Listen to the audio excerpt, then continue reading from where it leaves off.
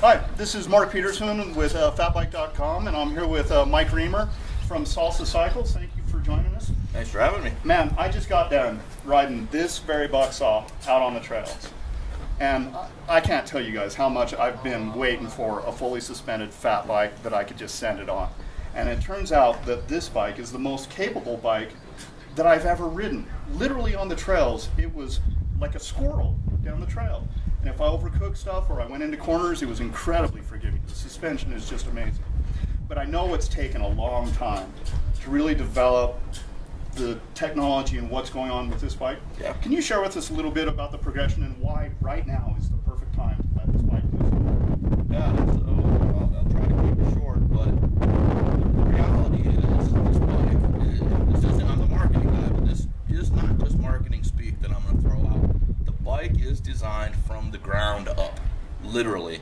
Dave Weigel is the engineer behind Split Pivot, and he worked with Pete Koski, our engineer, to design this bike.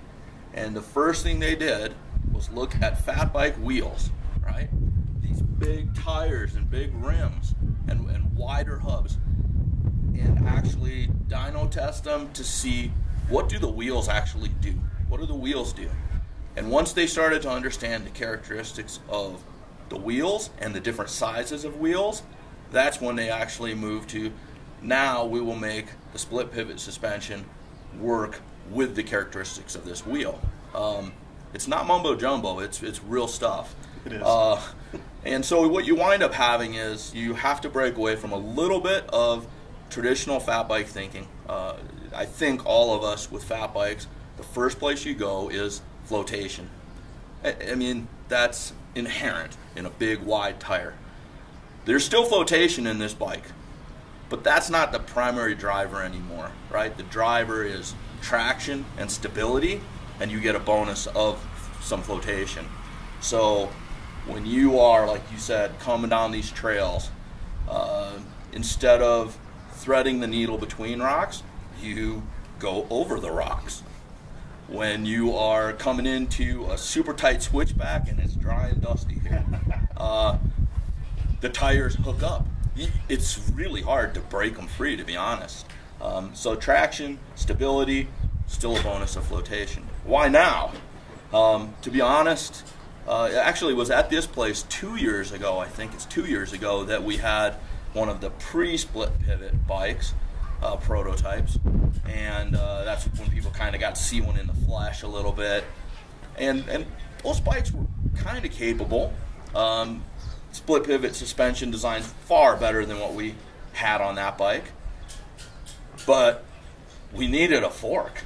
And it's really no exaggeration that Tim Kruger, our product manager, I mean, he worked talking to essentially all the suspension manufacturers, trying to get somebody to do a fork. And RockShox, I'll say, were the smart ones that stepped up to the plate and joined the game. And so the Bluto exists. And we were able to, we knew the Bluto was coming, we were able to help guide the Bluto, and so the bike's designed around a Bluto. And that's really why. We could have released a frame maybe earlier. It doesn't seem like the right thing to do. You don't put a frame out and then have a cobbled fork on the front end. That's what our prototypes were. We rode cobbled forks. Always something was lacking. So now you've got a real bike, a real full suspension fat bike in the Bucksaw. Good suspension fork up front. Split pivot is incredible rear suspension in one package. Well, thank you so much, and I got to tell you, fantastic bike. I can't wait to get me one. Good. I'm glad to hear it. And I know there's others out there that are waiting for these things, and I'm excited to see what people do and the fun they have with these bikes.